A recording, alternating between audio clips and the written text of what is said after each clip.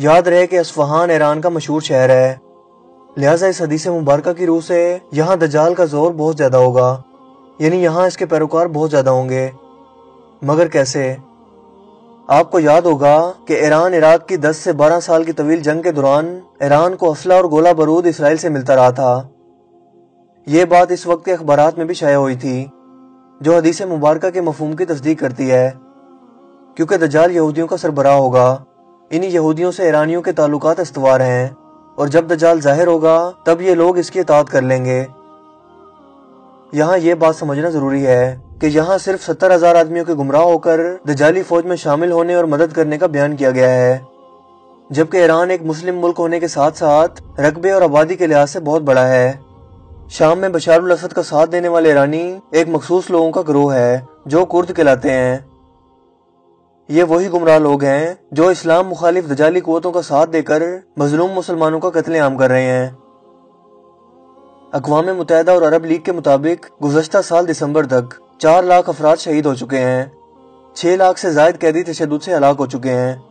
April 2014 تک 9,000 بچے اس خونی جنگ کا ایندھن بن چکے ہیں۔ ایمنسٹی انٹرنیشنل کے اعداد و شمار کے مطابق بشار الاسد کی جیلوں میں فروری 2017 تک 3,000 بے گناہ افراد کو پھانسیوں پر چڑھا دیا گیا ہے۔ اس وقت بھی روس کی کیمیائی ہتھیاروں سے بمباری اور اس کا فخری اعتراف جاری ہے۔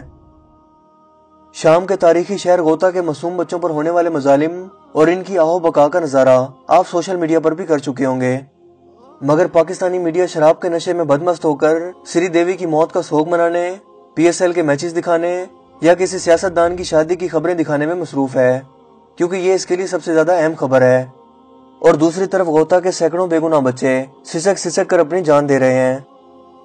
پاکستان ہی نہیں، پورا عالم اسلام ایک مخلص مسلمان کی حیرت سے محروم نظر آتا ہے۔ زیادہ تر مسلم حکمران بے حس ہو چکے ہیں، جنہیں ڈالر کی چمک اور عیاشیوں نے اندھا کر دیا ہے، اور وہ غیر ملکی دجالی قوتوں کی کٹ پتلیاں بن چکے ہیں، اور صرف اتنا بولتے ہیں جتنا ان کے امریکی آقا اجازت دیتے ہیں۔ معصوم اور کٹے پھٹے جسم اور معصوم بچوں کی لاشیں بھی ان کی غیرت کو نہیں جگا پا رہی۔ وہ یہ بھول چکے ہیں کہ یہ وقت ان پر بھی آ سکتا ہے۔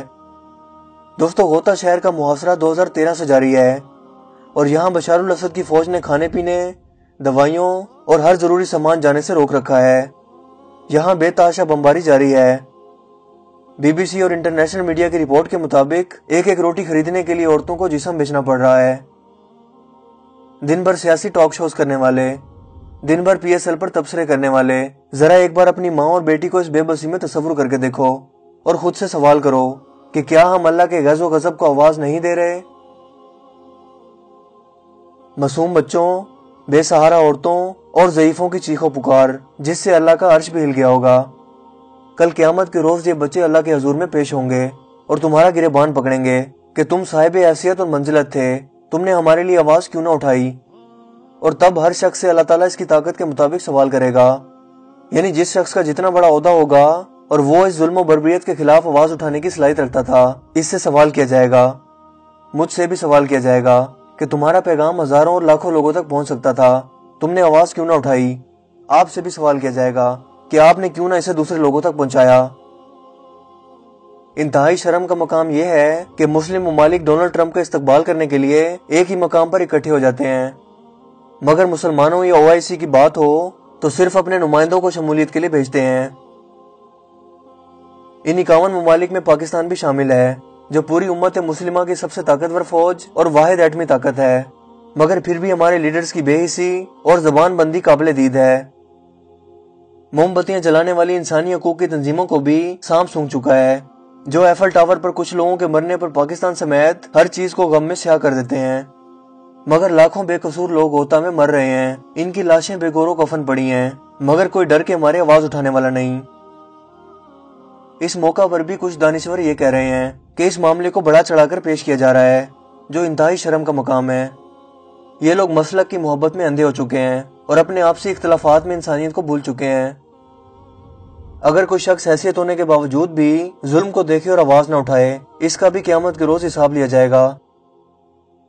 اللہ پاک قرآن کریم میں سورہ نساء میں ارشاد فرماتے ہیں، تم کو کیا ہو گیا ہے کہ تم نہیں لڑتے اللہ کی راہ میں ان کے واسطے جو مغلوب ہیں، مرد، عورتیں، بچے जो कहते हैं हमें जालिमों की बस्ती से निकाल दे या रब और हमारे लिए मददगार भेज। यानी बस्ती जिस शख्स की भी क्यों ना हो, चाहे ईसाई, सिख, हिंदू, यहूदी या किसी भी मजहब का हो, अगर मुसलमान उस पर जुल्म होता देखे तो उसका फर्ज है कि इस जालिम से लड़े और मजलूम को आजाद करवाए। ये तो फिर भी हमारे मुसलमान भाई हैं और ला इलाहा इल्लल्लाह मुहम्मदुर रसूलुल्लाह कहने वाले लोग हैं। ना हक खून बहाने वाले काफिर ना अल्लाह पाक के आसमान से निकल सकते हैं ना इसकी जमीन से। ये जहां भी जाएंगे वहां अल्लाह की जमीन होगी और इसी का आसमान होगा, लिहाजा ये अल्लाह के अजाब और गजब से बच नहीं पाएंगे। इन बेगुनाह मुसलमानों का सिर्फ यही कसूर है कि वो मुसलमान हैं और इन पर जुल्म करने वाली इस्लामी फौज की बुनियाद काफिरों के साथ जा मिलती है। महज मसलक की बुनियाद पर इनका कत्लेआम किया जा रहा है। अगर आज गोता की बारी है तो कल आपकी और हमारे बच्चों की बारी होगी। इस सूरत हाल में मुस्लिम उम्मा में सिर्फ एक मर्द मुजाहिद है जो इन मजलूम मुसलमानों की मदद के लिए अपनी फौज शाम में भेज चुका है और बशारुल असद की फौज का मुकाबला कर रहा है, और वो है तुर्की के सदर तैयब रजब उर्दगान। दोस्तों, तुर्की की आर्मी पाकिस्तान की आर्मी से आधी भी नहीं है, मगर फिर भी वो अपने मुसलमान भाइयों की मदद की सदा पर लबैक कहते हुए दिन रात शाम में लड़ रही है। इस वक्त तुर्की 40 लाख शामियों को पनाह दे चुका है। तुर्की आने वाले शामी मुहाजिरीन को तुर्किश लोग गले लगाकर इस्तकबाल करके खुश होते हैं कि जैसे हमारा मुस्लिम भाई आ गया है। तुर्की के शहर जिनकी आबादी 40,000 थी वो अब 4 लाख आबादी के हो चुके हैं। दोस्तों, तुर्की इस वक्त हमास की भरपूर मदद कर रहा है, इसे असला, मुजाहिदीन की ट्रेनिंग और भरपूर माली मदद फराहम कर रहा है।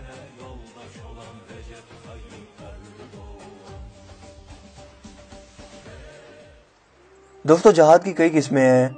अपने कलम, इल्म और जिस्म के अलावा जालिम हुक्मरान के सामने कलमा हक कहना भी जिहाद में शामिल होता है। लिहाजा अपनी आवाज बुलंद करके हुक्मरानों को मजबूर कर दें कि वो आलमी सतह पर इस जुल्म और बर्बरियत के खिलाफ आवाज उठाएं। अल्लाह पाक हर गुनाह की पकड़ आखिरत में करेंगे, मगर एक गुनाह ऐसा है जिसकी फौरी पकड़ होती है और वो है जुल्म। जब जुल्म हद से बढ़ता है तो अल्लाह पाक हमेशा एक मसीहा दुनिया में जरूर नाजिल फरमाते हैं। मौजूदा अफरा तफरी और आलमी हालात ये इशारा करते हैं कि कुर्बे क़यामत का वक्त अब ज्यादा दूर नहीं और मुस्लिम दुनिया की फौज की कमान संभालने वाला सिपह सलार बस नाजिल होने ही वाला है।